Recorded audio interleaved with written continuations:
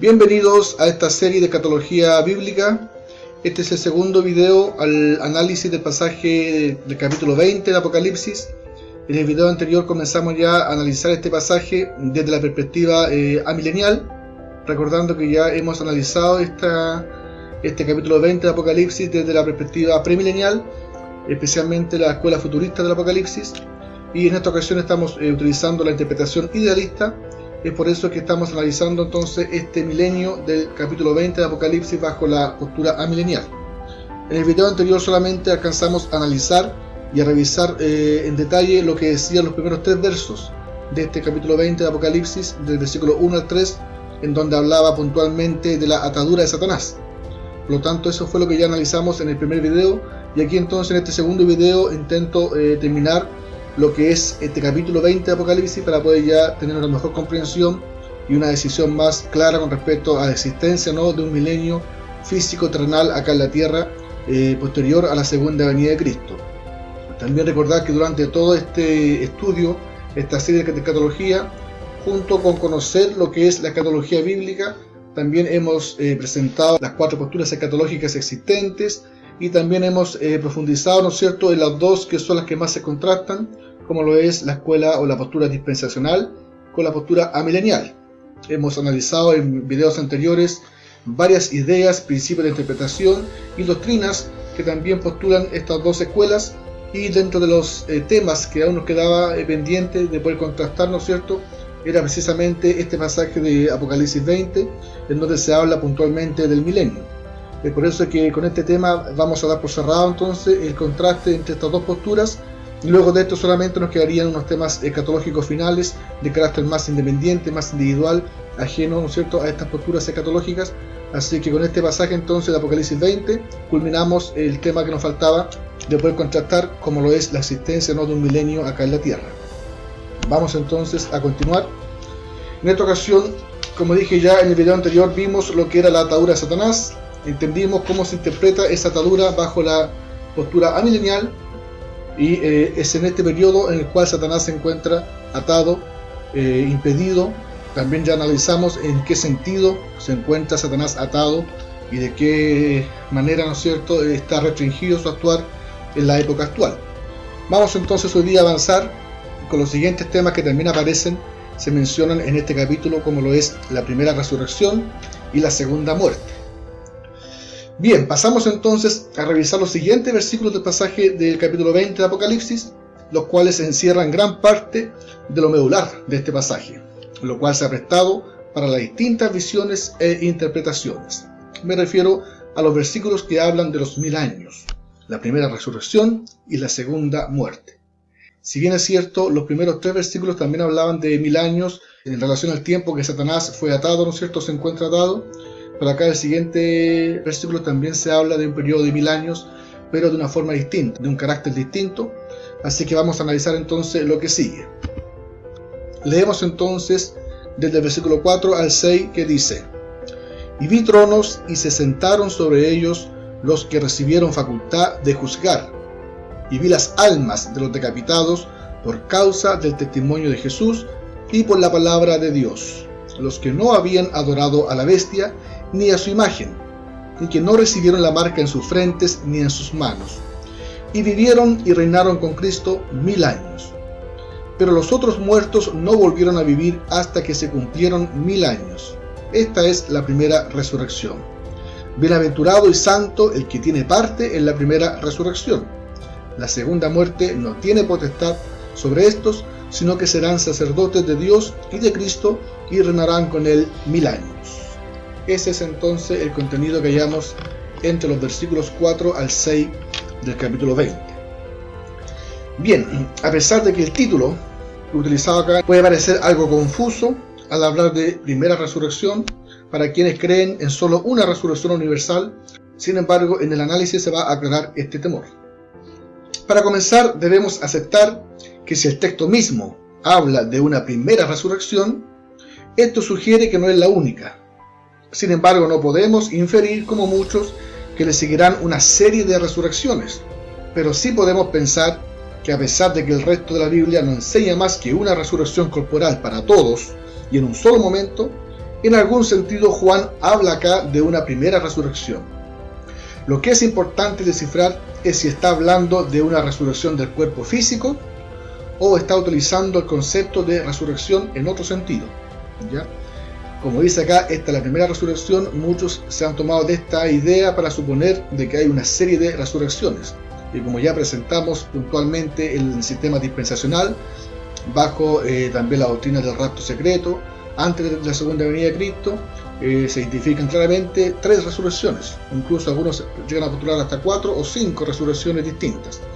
Pues bien, acá, a pesar de que se habla de una primera resurrección, vamos a ver en qué sentido se refiere, si da lugar a pensar que hay más de una resurrección física corporal. Para empezar, de todo modo, hay que considerar los siguientes temas. La idea de un milenio en la tierra, ¿ya? En base a eso, igual vamos a ir despejando ciertas cosas, ciertas dudas, porque no se trata solamente de poder interpretar un texto puntual, un versículo puntual, bajo nuestra comprensión, sin considerar también la idea completa que se está transmitiendo en el capítulo. Así a veces es necesario, preciso, analizar todo el contenido completo, el panorama general del capítulo, y a medida que vamos uniendo las partes, ¿no es cierto?, encajando las ideas, vamos a ir dándole mayor comprensión a los detalles puntuales. Así que antes de hablar entonces de esta primera resurrección, vamos a recordar brevemente, o vamos a hablar de la idea de un milenio en la tierra. Las posturas premileniales, tanto la histórica como la dispensacional, interpretan esta primera resurrección que se menciona en el versículo 4 de manera literal, es decir, una resurrección corporal y física de los santos del Antiguo Testamento, debido a que los santos del Nuevo Testamento ya habrían resucitado en la primera etapa de la segunda venida de Cristo, en el llamado rapto secreto o el rapto pretribulacional, 7 años antes. De ese modo, y siguiendo un orden cronológico del libro de Apocalipsis, hablando para los hermanos premileniales, después que en el capítulo 19 se describe la segunda venida en gloria y majestad, en el capítulo 20, por lo tanto, se describe la instauración del milenio acá en la tierra. Por tanto, según esa interpretación, esta primera resurrección de la que habla Juan sería para los premileniales la segunda en su sistema. En base a esta postura, es en este milenio acá en la tierra cuando ocurriría la atadura de Satanás. Sin embargo, como ya se analizó, no existe fundamento ni respaldo bíblico para un futuro encarcelamiento y atadura de Satanás después de la segunda venida de Cristo. Bien, explicando entonces esta idea inicial, bajo la postura premilenial entonces, como en el capítulo 19 se describió la venida de Cristo, la segunda venida en gloria y majestad, por lo tanto para ellos de manera cronológica el capítulo 20 está a continuación, por lo tanto este periodo de 1000 años, este milenio para ellos tendría que ubicarse después de la segunda venida. Pero dentro de este capítulo 20 vemos que Juan menciona una primera resurrección, y bajo este sistema, como dijimos, ya para ellos sería la segunda en teoría, porque la primera resurrección para este sistema premilenial dispensacional ocurrió en el rapto, 7 años antes de la segunda venida de Cristo, en donde resucitaron solamente los cristianos, los muertos en Cristo, para ser llevados al cielo a las bodas del Cordero. Entonces, bajo esa comprensión, acá es la segunda venida de Cristo, luego de la tribulación, donde Cristo desciende con su iglesia, ocurriría esta primera resurrección que menciona Juan, que solamente es para los santos del Antiguo Testamento, ¿ya? Para ser parte en este milenio supuesto acá en la tierra. Entonces, a pesar de que Juan habla de que esta es la primera resurrección, para los hermanos premileniales dispensacionales, este sería en su sistema la segunda, ¿ya? Y también, como dije, como presenté acá, bajo ese sistema, aquí entonces cuando resucitan los santos del Antiguo Testamento, se da paso entonces al milenio, y durante ese milenio, que ocurriría después de la segunda venida, entonces, para ello correspondería al periodo en que Satanás es atado recién. Pero como también lo presentamos y terminamos el video anterior presentando esa idea, no hay fundamento bíblico aparte de este capítulo 20 para suponer o esperar una futura atadura o encarcelamiento de Satanás, más allá de interpretar este pasaje de manera cronológica. Como sí vimos que había fundamento suficiente, revisamos bastantes pasajes, citas tanto de Cristo como de los apóstoles, en donde se relaciona la primera venida de Cristo con una atadura, con una restricción de Satanás, ¿ya? Bien, eso es entonces la idea premilenial de este pasaje. Para las posturas postmileniales, tanto el postmilenialismo como el amilenialismo. La interpretación de estos versículos es distinta debido a que no comparten ni esperan la existencia de un reino físico de 1000 años con Cristo acá en la tierra, posterior a su venida. Por eso esas posturas son postmileniales, es decir, que Cristo viene después del milenio. De ese modo, la primera resurrección de la que habla Juan no puede referirse a la resurrección universal y corporal, debe apuntar a una resurrección espiritual, ¿ya?, bajo esta comprensión postmilenial. Esto ha sido motivo de bastante crítica por parte de los hermanos premileniales, debido a que no aceptan se aplique el mismo concepto de resurrección para dos significados o usos distintos. Finalmente, mencionar que para los postmileniales y los amileniales, los 1000 años preceden, están antes a la segunda venida de Cristo. Los primeros, los postmileniales, ¿no es cierto?, lo ubican acá en la tierra a través del trabajo de evangelización de la iglesia en un futuro previo a la segunda venida, y los segundos, los amileniales, ubican este milenio en el cielo, realizándose ahora en el presente entre las dos venidas.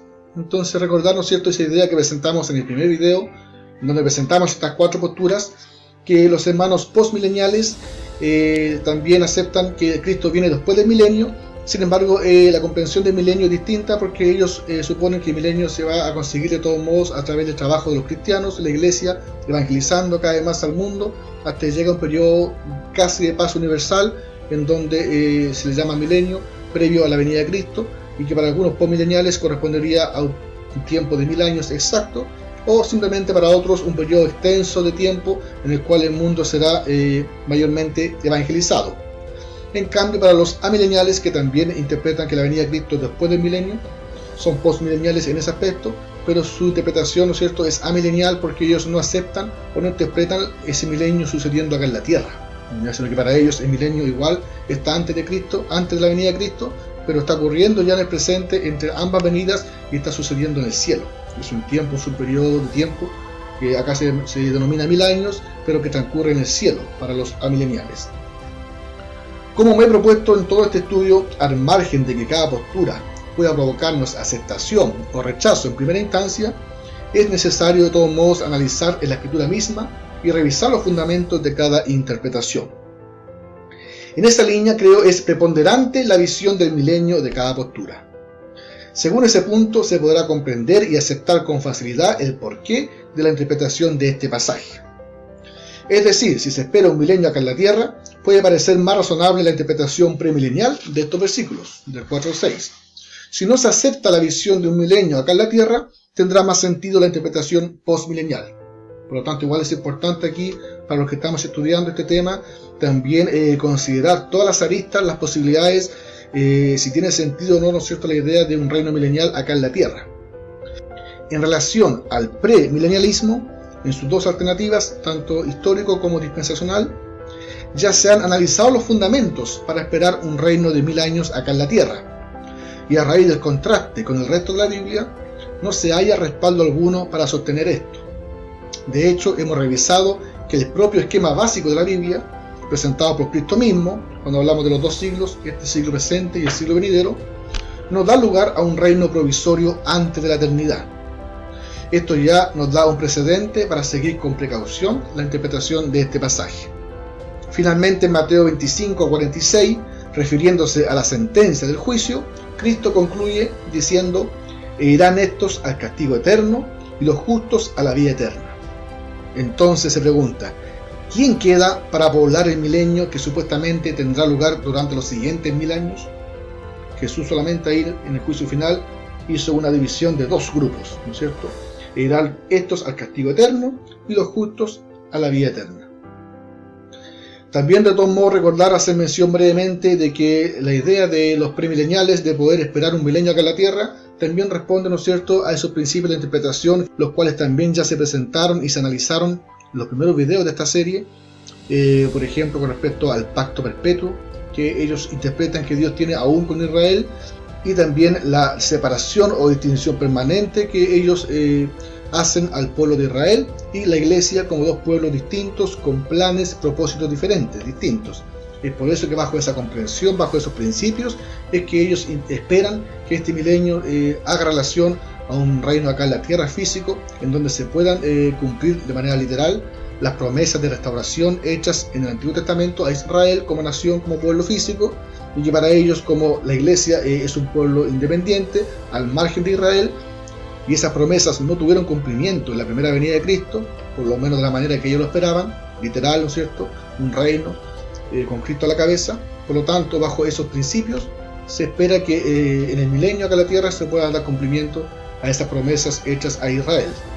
De todo modo, insisto, ya analizamos esos principios, si efectivamente Israel y la iglesia siguen siendo pueblos distintos, o ya somos solamente un pueblo en Cristo, formado tanto por gentiles como judíos, el cuerpo de la iglesia. Entonces es importante también tener presente que bajo esa concepción es que se interpreta este milenio como algo físico acá en la tierra. Por lo tanto, entonces, el siguiente tema a considerar: ¿cómo interpretar esta primera resurrección que se menciona acá en Apocalipsis 20, del 4 al 6? Al interpretar esta primera resurrección como física y corporal, nos lleva a estudiar y despejar la idea en el resto de la Biblia sobre la existencia de más de una resurrección, ¿ya? Anthony Oekema analiza bastante claro este punto en su libro La Biblia y el futuro. Primero, la Biblia enseña que la resurrección de los creyentes y de los incrédulos sucederán conjuntamente, ¿ya? Una pura resurrección tanto de creyentes como impíos. Uno de los más destacados pasajes del Antiguo Testamento que trata de la resurrección de los muertos es Daniel capítulo 12, versículo 2, que dice: y muchos de los que duermen en el polvo de la tierra serán despertados, unos para vida eterna y otros para vergüenza y confusión perpetua. Notemos que el pasaje menciona la resurrección de los creyentes y de los impíos al mismo tiempo, sin indicación alguna de que la resurrección de estos dos grupos estuviese separada por un largo periodo de tiempo. Se mencionan en conjunto ahí la resurrección de ambos grupos. En este asunto también son muy claras las palabras de Jesús que encontramos en Juan 5, 28, 29, que dice: no os maravilléis de esto, porque vendrá la hora cuando todos los que están en los sepulcros oirán su voz, y los que hicieron lo bueno saldrán a resurrección de vida, mas los que hicieron lo malo a resurrección de condenación. Aquí encontramos también que la resurrección de los creyentes y la de los incrédulos es mencionada conjuntamente. Esto lo especifica Jesús cuando dice: llega la hora en que todos los que estén en los sepulcros oirán su voz y saldrán. La clara implicación es que en un momento determinado, llamado aquí la hora, todos los que estén en los sepulcros oirán la voz de Cristo y serán resucitados de entre los muertos. Aquí no hay indicación ninguna de que Jesús quiere enseñar que habrá un periodo de tiempo sumamente largo que separará la resurrección de los creyentes y la resurrección de los incrédulos. Nótense las palabras: todos los que están en los sepulcros oirán su voz. Parecería que la referencia fuese a la resurrección general de todos los que están en sus sepulcros. Querer hacer que estas palabras describan dos grupos, o cuatro incluso para algunos, de personas que serán resucitadas en momentos distintos es forzar el significado de las mismas. Lo que es más, este pasaje afirma específicamente que todos los muertos oirán la voz del Hijo del Hombre. La clara implicación parece ser que su voz sonará una vez, no dos o cuatro.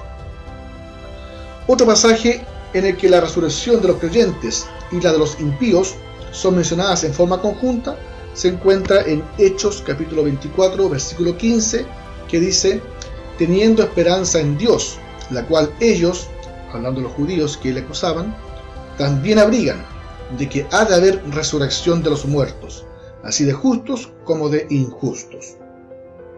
En el griego, como en la versión española, la palabra resurrección está en singular, anastasi, en este pasaje. ¿Se puede llamar con propiedad una resurrección a dos resurrecciones separadas por 1000 años? Acá también solamente se menciona una resurrección que dice que será de justos como de injustos. Y también en el mismo capítulo 20 de Apocalipsis, desde el versículo 11, leemos lo siguiente: y vi un gran trono blanco y el que estaba sentado en él, de delante del cual huyeron la tierra y el cielo, y ningún lugar se encontró para ellos. Y vi a los muertos, grandes y pequeños, de pie ante Dios, y los libros fueron abiertos, y otro libro fue abierto, el cual es el libro de la vida, y fueron juzgados los muertos por las cosas que estaban escritas en los libros, según sus obras. y el mar entregó los muertos que había en él, y la muerte y el Hades entregaron los muertos que había en ellos, y fueron juzgados, cada uno según sus obras. Y la muerte y el Hades fueron lanzados al lago de fuego. Esta es la muerte segunda. Y el que no se halló inscrito en el libro de la vida fue lanzado al lago de fuego. Apocalipsis entonces 20, del 11 en adelante. Tanto los premileniales históricos como los dispensacionalistas afirman que lo que aquí se describe es solamente una resurrección de incrédulos, ¿ya? No de santos. Ellos dicen esto en base a su interpretación de la visión que aparece en los versículos 4 al 6 de este capítulo, dado que, según ellos, la resurrección de los versículos 12 y 13 es una elaboración adicional de la afirmación que se encuentra en el versículo 5, donde leímos: los otros muertos no volvieron a vivir hasta que se cumplieron los 1000 años. Entonces, para ellos, lo que dice ese versículo 5 representa una resurrección distinta, y acá para ellos, en el versículo 2 y 13, se habla de esa resurrección, de los que no volvieron a vivir hasta que se cumplieron los 1000 años, es decir, solamente los impíos. Apocalipsis 20, del 4 al 6, es la única afirmación clara de las Escrituras que comprueba, al menos para ellos, que habrá dos resurrecciones separadas, una para los creyentes y otra para los incrédulos, con un lapso de 1000 años entre ambas. Pero esta enseñanza se basa en una interpretación literal de un pasaje altamente simbólico, en contraposición a la clara enseñanza de otros pasajes revisados, de que la resurrección de los creyentes y de los incrédulos será simultánea. La afirmación de George Murray respecto a la interpretación premilenial de este pasaje de Apocalipsis 20, 4 al 6 es oportuna. Este autor señala lo siguiente: la anomalía que nos confronta aquí es que uno puede leer toda la Biblia sin descubrir ni un indicio de esta doctrina. Me refiero, dice él, a la doctrina de las dos resurrecciones separadas por 1000 años, hasta que uno llega a su antepenúltimo capítulo, es decir, Apocalipsis 20. Si al llegar a dicho capítulo uno le da una interpretación literal a una oración que es parte de un pasaje altamente simbólico, uno se encontrará con que es necesario retrasar sus pasos e interpretar todas las enseñanzas escatológicas de la Biblia de manera o de modo que estén de acuerdo con esta única oración. La aceptada regla de la exégesis es que se debe interpretar un pasaje oscuro de las Escrituras a la luz de una afirmación clara. En este caso, las afirmaciones claras son interpretadas para hacerlas concordar con la interpretación literal de una oración que tiene un contexto repleto de simbolismo y cuyo verdadero significado es sumamente debatible. Es decir, entonces, lo que dice este autor es que si uno interpretara de manera literal entonces esta primera resurrección, y que es efectivamente una resurrección corporal, física, y luego al final de los 1000 años otra resurrección para los impíos, entonces ya si aceptamos que el Apocalipsis 20 al parecer está hablando de dos resurrecciones físicas corporales distintas, habría que comenzar nuevamente a replantearse o a releer o a recomprender todos los pasajes escatológicos en el resto de la Biblia, en donde solamente se nos habla de una sola resurrección, de una sola instancia en que todos los muertos, creyentes y no creyentes, serán resucitados. Nótese la referencia a los muertos grandes y pequeños de pie ante Dios, como leímos en el versículo 12. ¿Por qué debe limitarse estas palabras solo a los incrédulos? ¿De qué modo justificar la exclusión de algunos muertos de este grupo? Obsérvese además la afirmación de que el mar entregó los muertos que estaban en él, en el versículo 13. ¿Habrá entonces solamente muertos incrédulos en el mar? Nótese también la afirmación: la muerte y el Hades entregaron los muertos que había en ellos. Versículo 13 igual. Seguramente el Hades, el ámbito de los muertos, abarca a todos los muertos, no solamente a los muertos no creyentes. En el versículo 12 también leemos que se abren libros. Según la segunda parte del versículo 12, estos libros han de contener un registro de lo que ha hecho cada cual. Pero no hay nada que indique que estos libros contienen solamente material para la condenación. Generalmente se entiende que el libro de la vida, que es mencionado en los versículos 12 y 15, se refiere a una lista de los escogidos de Dios. El versículo 15 nos dice que si el nombre de alguno no era hallado en este libro de la vida, esta persona era arrojada al lago de fuego. Pero, ¿existe alguna indicación en el pasaje de que ninguno de aquellos que estaban presentes ante el gran trono blanco tenía su nombre escrito en el libro de la vida? En realidad, tendría algún sentido decir: y el que no se halló inscrito en el libro de la vida, si toda la visión tratara solamente de aquellos cuyos nombres no estaban escritos en el libro? Por lo tanto, no hay entonces fundamento suficiente para suponer o pensar de que en aquel momento, en aquella instancia de ese juicio final frente al trono blanco, solamente sería para condenación de los impíos, si se hace la pregunta que el que no se halló inscrito. O sea, sin duda había gente que sí estaba inscrita en el libro. Por lo tanto, ¿no es cierto?, ya este primer punto de que la Biblia solamente, a margen de Apocalipsis, presenta una pura resurrección para todos, creyentes e impíos en un mismo momento. El segundo punto que también analiza Oekema señala que la Biblia enseña que todos los creyentes serán resucitados en el momento de la segunda venida de Cristo, que es llamado el día postrero. ¿Ya? Los pasajes que enseñan que la resurrección de los creyentes ocurrirá en el tiempo de la segunda venida incluyen los siguientes.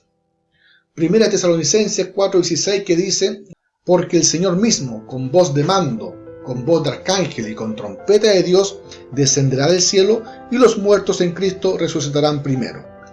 También tenemos Filipenses 3:20-21, que dice: mas nuestra ciudadanía está en los cielos, de donde también esperamos al Salvador, al Señor Jesucristo, el cual transformará el cuerpo de la humillación nuestra, para que sea semejante al cuerpo de la gloria suya.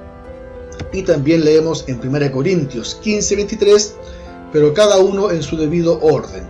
Cristo, las primicias, luego los que son de Cristo en su venida. Cuando nos dirigimos al sexto capítulo del Evangelio de Juan, sin embargo, vemos que el tiempo en el cual los creyentes serán resucitados de los muertos es llamado por Jesús el día postrero.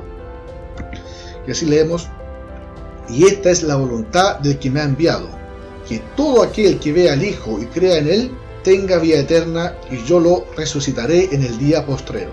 Juan 6:40. Según la postura premilenial, tanto histórica como la dispensacional, se supone que el momento en que los creyentes han de ser resucitados será por lo menos anterior en 1000 años a la introducción del estado final. Pero ¿cómo puede un periodo de tiempo que es 1000 años antes del fin ser llamado acá el día postrero? Tercer punto. Los argumentos a favor de una resurrección de dos fases y que se basan en el pasaje de 1 de Tesalonicenses 4:16 y 1 Corintios 15:23-24 no son decisivos. Esos pasajes los pusimos recién y también algunos, ¿no es cierto?, se basan en ellos para suponer que son dos resurrecciones. Uno de los argumentos que tiene su base en estos pasajes es que en ninguno de ellos se menciona a los incrédulos. De allí la suposición de que la resurrección de los creyentes sucederá en un tiempo diferente a la resurrección de los incrédulos. Pero se puede entender que la razón por la que Pablo no menciona a los incrédulos en ninguno de estos dos pasajes es que él se está ocupando solamente de la resurrección de los creyentes, la cual difiere en principio de la de los incrédulos. Cuando Pablo describe los beneficios que el cristiano recibe de Cristo a través de su resurrección, no le es posible incluir acá a los impíos, ya que estos últimos no reciben tales beneficios. El hecho de que Pablo no mencione a los incrédulos en ninguno de estos textos de ninguna manera prueba que los impíos no resucitarán de entre los muertos al mismo tiempo que los creyentes. Parte de 1 de Tesalonicenses 4:16, pasaje como dije que acabamos de citar anteriormente, dice: y los muertos en Cristo resucitarán primero. Algunos premileniales sostienen que la expresión resucitarán primeros significa entonces que los creyentes serán resucitados antes que los impíos o que los incrédulos. Pero aún una rápida lectura del pasaje dejará ver que el contraste aquí trazado no es entre la resurrección de los creyentes y la de los incrédulos, sino entre la resurrección de los muertos en Cristo y el arrebatamiento de los creyentes que estén vivos todavía, cuando Cristo regrese. Pablo está diciendo a los tesalonicenses que la resurrección de los creyentes muertos precederá en el momento de la parucía, de la venida, a la transformación y el arrebatamiento de los creyentes vivos. Acá no se está haciendo un contraste entre dos resurrecciones, sino que Pablo está diciendo el orden. Primero los muertos en Cristo, dice él, van a resucitar primero, y luego nosotros los que quedemos vivos seremos transformados. Está haciendo una analogía en cuanto a orden de sucesos. No es que esté contrastando dos resurrecciones distintas, y que solamente haga mención que los muertos en Cristo resucitarán primero, y deja a un lado, ¿no es cierto?, a los impíos, que no los mencione, es porque se está encargando solamente de mencionar, ¿no es cierto?, la suerte de los cristianos, los creyentes, tanto los muertos como los que estemos vivos. No está hablando, ¿no es cierto?, de los impíos, porque ellos no son beneficiados, ¿no es cierto?, de este arrebatamiento o de esta salvación. Y por su parte, el pasaje de 1 Corintios 15, 23, 24 dice lo siguiente: pero cada uno en su debido orden, Cristo, las primicias, luego los que son de Cristo en su venida, luego el fin, cuando entregue el reino al Dios y Padre, cuando haya suprimido todo dominio, toda autoridad y potencia. Así como no hay en este pasaje ninguna evidencia concluyente respecto a un futuro reinado terrenal de 1000 años, tampoco hay aquí ninguna evidencia decisiva de que los incrédulos serán resucitados mucho tiempo después de que los creyentes hayan sido resucitados. En todo este capítulo Pablo no dice nada respecto de la resurrección de los impíos. Su enseñanza aquí trata solamente de la resurrección de los creyentes. Llegamos entonces a la conclusión de que no hay base bíblica para la teoría de una resurrección doble o triple, ¿no es cierto?, o más incluso. La clara enseñanza de la Biblia es que cuando Cristo regrese habrá una resurrección general, tanto de creyentes como de incrédulos. Después de esta resurrección general seguirá el juicio. De ese modo entonces, para la postura amilenial, la interpretación de este pasaje, de los versículos 4 al 6 de Apocalipsis 20, se interpreta de la siguiente manera: que los versículos del 1 al 3 hablan de un periodo de 1000 años, cuando hablamos que también Satanás fue atado por 1000 años. Observamos ahora que los versículos del 4 al 6 también se refieren a un periodo de 1000 años, aunque es posible entender que los 1000 años de los versículos 4 al 6 describan un periodo de tiempo diferente del de los 1000 años de los versículos 1 al 3, no existe ninguna razón fundamental que nos obligue a hacerlo, especialmente si tenemos en cuenta que la expresión los 1000 años, tachilia ete, ocurre dos veces, una vez en el versículo 3 y otra vez en el versículo 5. De allí que podamos suponer sin riesgo que los versículos 1 al 3 y los versículos 4 al 6 tienen que ver con el mismo periodo de 1000 años. Dicho periodo, como hemos visto, abarca toda la dispensación neotestamentaria, desde el tiempo de la primera venida de Cristo hasta el poco tiempo antes de la segunda venida de Cristo. Entonces, de ese modo vemos que la expresión 1000 años se ve presente en la atadura de Satanás, como también acá en la descripción de estas almas que reinaron con Cristo 1000 años en el versículo 4 al 6. Por lo tanto, no hay nada que indique que son periodos de tiempo distintos. Podemos perfectamente, sin temor alguno, dar por sentado de que el periodo de 1000 años descrito en el versículo 3 es el mismo periodo de tiempo descrito en el versículo 4 y 6. Así leemos entonces: y vi tronos y se sentaron sobre ellos los que recibieron facultad de juzgar. La primera pregunta que debemos hacer aquí es la siguiente: ¿dónde están estos tronos? Leon Morris indica que en el libro de Apocalipsis la palabra trono se usa 47 veces y que todos estos tronos, a excepción de 3, capítulo 2.13, capítulo 13.2 y capítulo 16.10, parecen estar siempre en el cielo. Cuando sumamos a esta consideración el hecho que Juan ve las almas de los decapitados, nos vemos confirmados en la conclusión de que el lugar de la visión de Juan ha pasado ahora al cielo. Podemos decir entonces que, puesto que el periodo de 1000 años descrito en estos 6 versículos es el mismo periodo, los versículos del 1 al 3 describen lo que sucede sobre la tierra durante ese tiempo, cuando Satanás es lanzado, ¿cierto?, y atado, y los versículos 4 al 6 describen lo que sucede en el cielo, en el mismo periodo de tiempo. Seguimos leyendo entonces, dice: y vi las almas de los decapitados por causa del testimonio de Jesús y por la palabra de Dios, los que no habían adorado a la bestia ni a su imagen, y que no recibieron la marca en sus frentes ni en sus manos. Este pasaje es en realidad un tipo de paralelo a un pasaje anterior del libro, a saber Apocalipsis 6.9, donde se lee: cuando abrió el quinto sello, vi bajo el altar las almas de los que habían sido muertos por causa de la palabra de Dios y por el testimonio que tenían. Cuando Juan añade que aquellos a quienes aquí describe no habían adorado a la bestia ni a su imagen, está dando una descripción adicional de los mártires cristianos. Sabemos, por lo que enseña Apocalipsis 13.15, que aquellos que rehusaban adorar la imagen de la bestia serían muertos. La visión, por lo tanto, tiene que ver con las almas de todos los cristianos que habían muerto, pero en particular con las almas de aquellos que pagaron su lealtad a Cristo muriendo como mártires. Si alguno pregunta cómo Juan pudo ver las almas de aquellos que habían muerto, la respuesta es que él vio todo esto en una visión. Por lo tanto, vemos que el pasaje habla de almas. Encima dice que los que habían sido decapitados.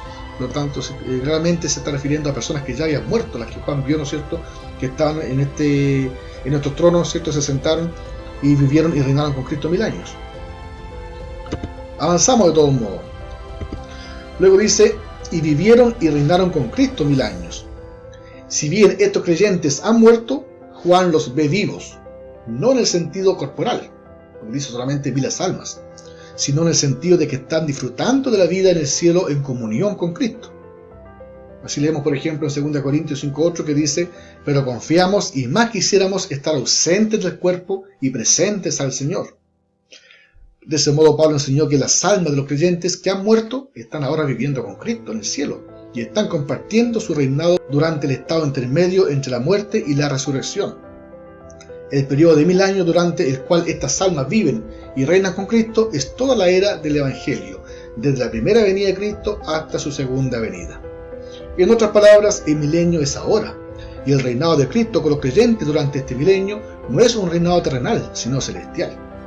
Eso es importante entonces acá de considerar, porque a pesar de que los hermanos premileniales insisten en atribuir que este periodo de 1000 años, llamado milenio, será un reino físico terrenal acá en la tierra, posterior a su segunda venida, el pasaje incluso al leerlo textualmente ni siquiera menciona que ese periodo de tiempo ocurra acá en la tierra, ni siquiera está presente ahí el concepto, la idea de que será acá en la tierra.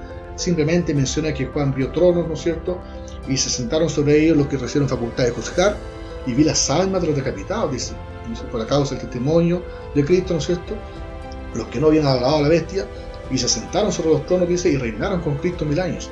Entonces, si Juan vio las almas, ¿quiénes están reinando con Cristo? Las almas de los decapitados, ¿no es cierto?, los que han muerto en Cristo, como dice Pablo acá en Corintios, los cristianos creyentes al momento de morir, su cuerpo, ¿no es cierto?, queda acá, pero su alma se va inmediatamente a la presencia del Señor. Ese periodo de 1000 años que se menciona acá no es un reino físico terrenal, sino más bien es un periodo de tiempo, ¿no es cierto?, que acá se denomina 1000 años, el cual corresponde a esta era actual entre la primera y la segunda venida de Cristo, en donde Juan vio que todos los cristianos que ya han sido muertos, ¿no es cierto?, han sido martirizados por la causa de Cristo, Juan los vio vivos y los vio reinando con Cristo en el cielo, porque dice que vio los tronos y eran las almas.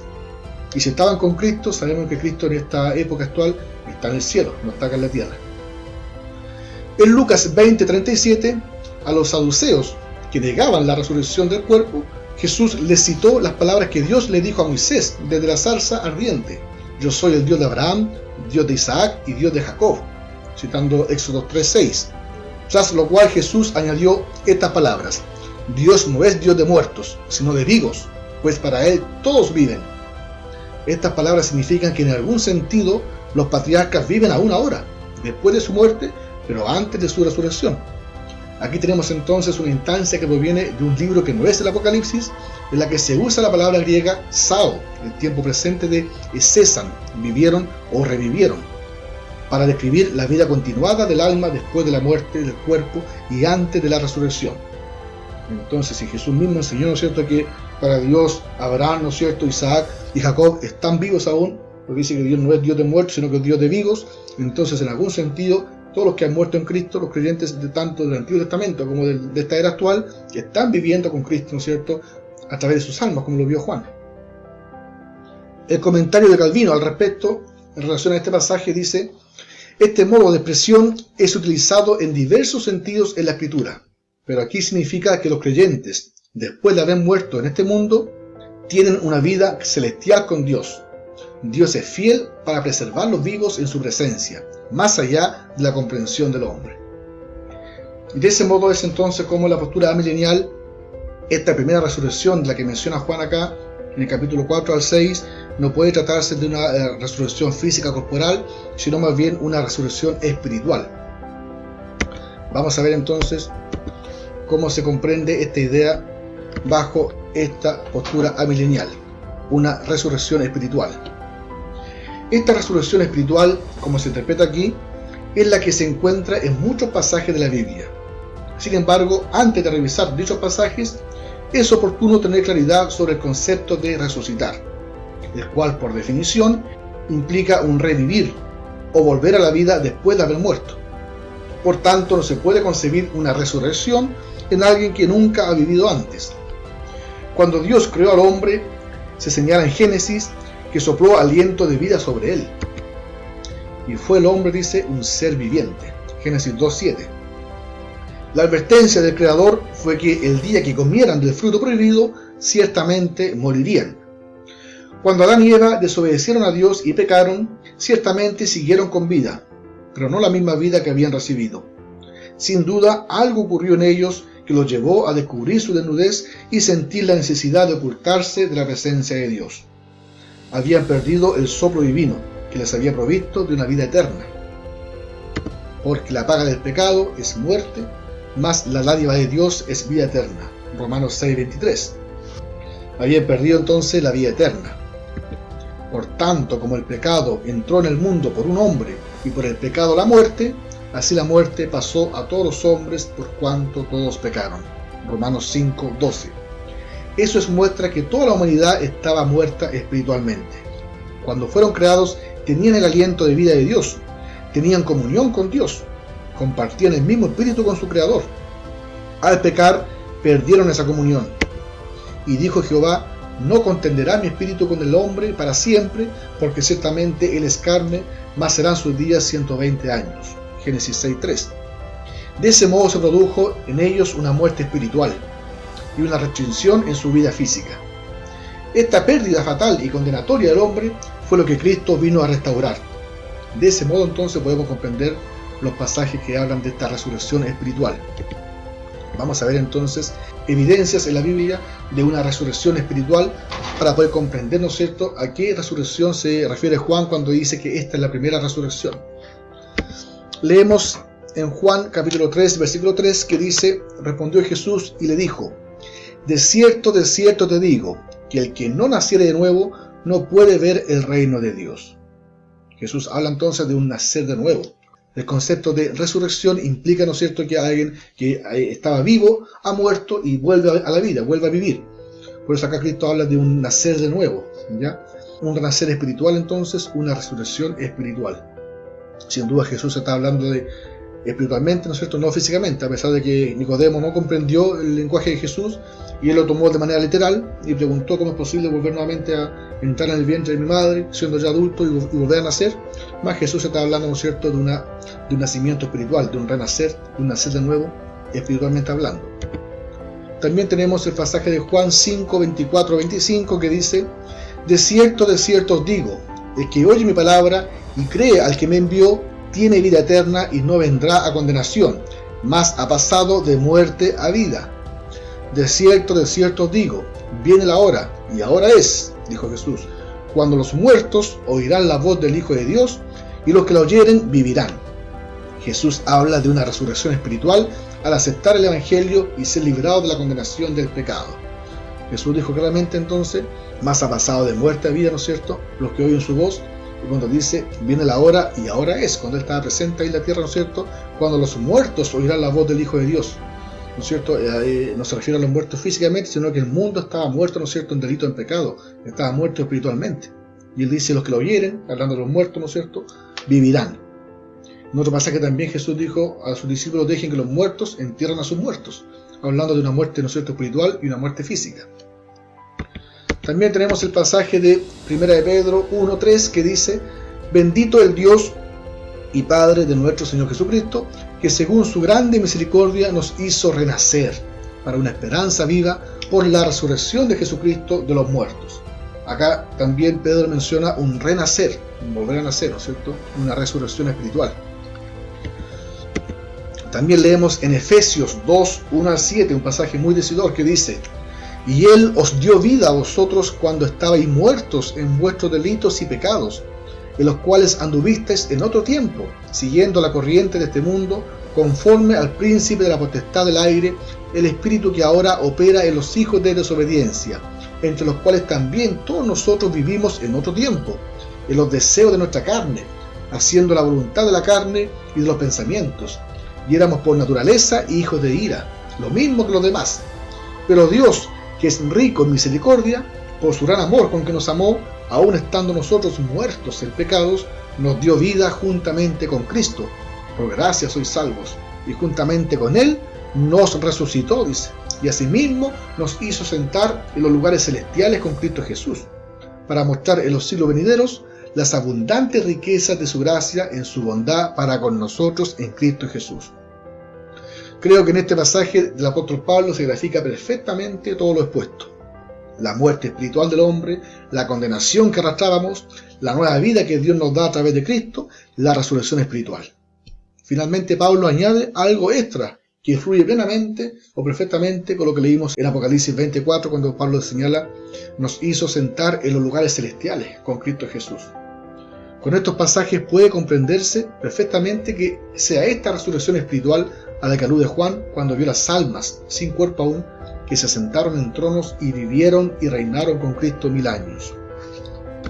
De ese modo, entonces, si asimilamos esta primera resurrección como espiritual, podemos comprender que la siguiente resurrección al final de los 1000 años, en la segunda venida de Cristo, será la única resurrección universal, física y corporal para todos los creyentes e incrédulos, donde las almas de ambos grupos se unirán a sus cuerpos resucitados para recibir el justo juicio de Dios, el cual pagará a cada uno conforme a sus obras.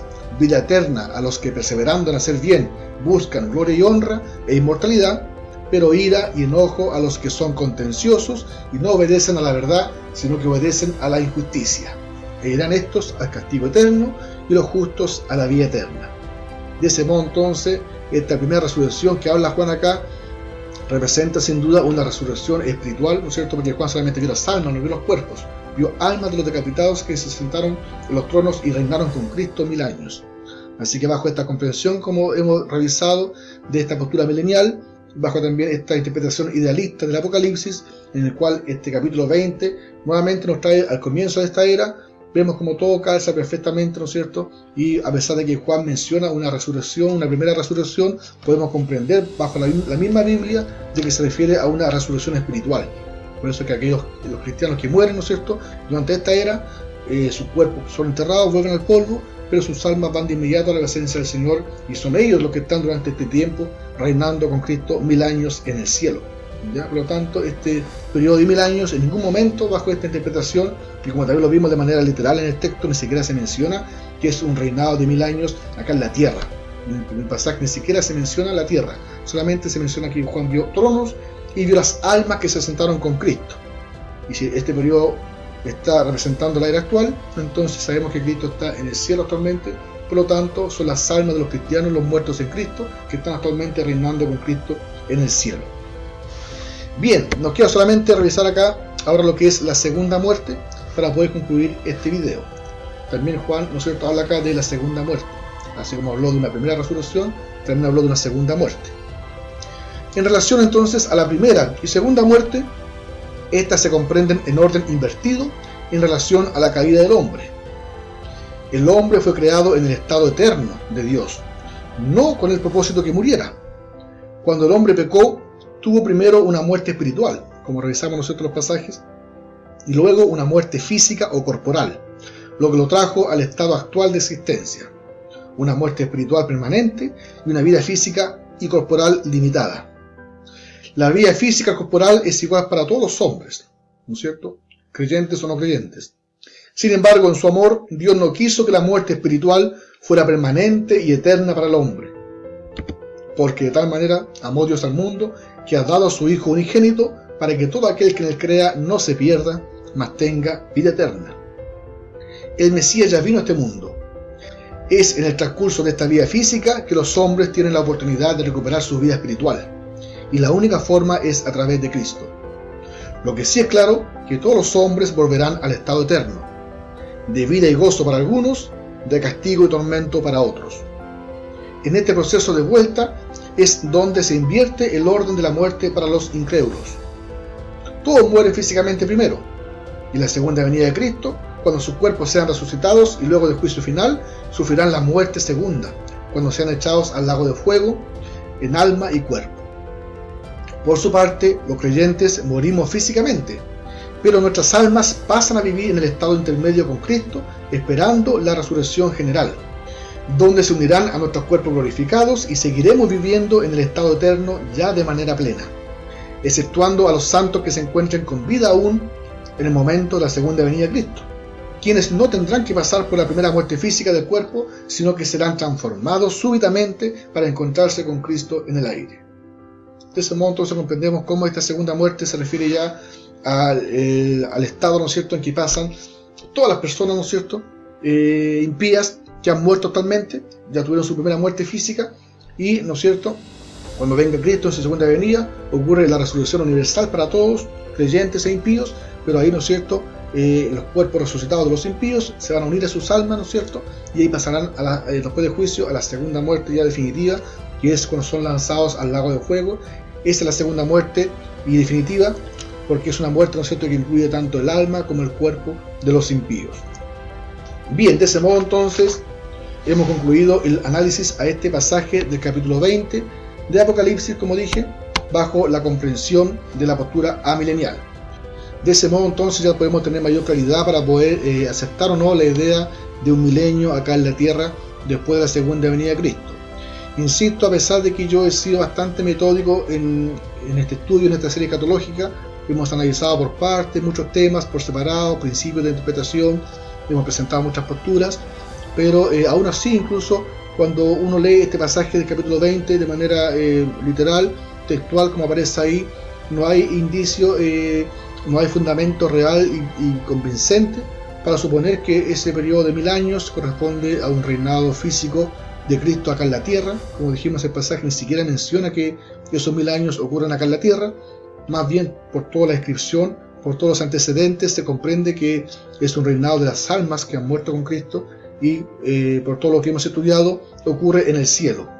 Eso es importante recalcarlo, porque muchos que no aceptan la postura amilenial o la critican, ¿no es cierto?, es porque piensan que la postura milenial no acepta un milenio, o incluso algunos lo malentienden, lo malinterpretan, o creen que la postura milenial interpreta que el milenio somos la iglesia, ¿ya?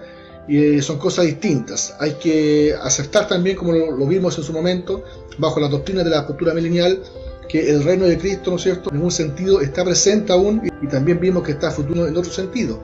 Es por eso que también se puede comprender y aceptar que la iglesia actualmente representa en cierto modo la presencia del reino de Cristo acá en la tierra. Pero son conceptos distintos. Una cosa es la presencia del reino a través de su iglesia acá en el mundo, y otra cosa es el milenio, ¿ya?, que bajo la postura milenial simplemente se interpreta como un periodo de tiempo, ¿ya?, en el cual están las almas de los cristianos reinando con Cristo en el cielo. Ya no es propiamente un reino físico, ¿no es cierto?, como representa la iglesia acá en la tierra, espiritualmente hablando. La iglesia puede representar, ¿no es cierto?, el reino de Cristo acá en la tierra, un reino espiritual, pero este milenio es una cosa distinta, simplemente es un periodo de tiempo que se describe acá en Apocalipsis 20, en el cual las almas se encuentran viviendo y reinando con Cristo en el cielo. Son cosas distintas. No es que la postura milenial interprete que la iglesia es el milenio, como muchos también lo malentienden o lo malinterpretan, sino que la postura milenial interpreta que el milenio simplemente es un periodo de tiempo, ya que se llama 1000 años acá, y está ocurriendo en el cielo, en esta misma época. Eso no quita, insisto, que la iglesia pueda representar el reino espiritual de Cristo acá en la tierra. Son cosas distintas. De ese modo entonces terminamos de analizar este pasaje bajo la postura premilenial y en esta ocasión bajo la postura amilenial. Entonces esperamos que la información, como siempre, sea clara. Ante cualquier duda o consulta siempre estoy dispuesto a poder compartir el material, la información, y esperamos entonces ya que podamos en el siguiente video ya acercarnos ya al final de esta serie escatológica. Como dije, solamente nos faltaba este tema puntual, la idea del milenio acá en la tierra, para poder ya terminar de contrastar estas dos posturas, la postura dispensacional con la postura amilenial. En el siguiente video vamos a hablar solamente de temas puntuales que nos quedan solos, como lo es por ejemplo la escatología individual, qué pasa con el estado intermedio de los creyentes y los incrédulos entre ambas venidas, y también del estado eterno, qué pasa después del juicio final, ¿no es cierto?, con los creyentes y los impíos. Los dejo invitados entonces para que en el siguiente video podamos ya ir avanzando con estos temas finales. Muchas gracias por su atención y Dios les bendiga a todos.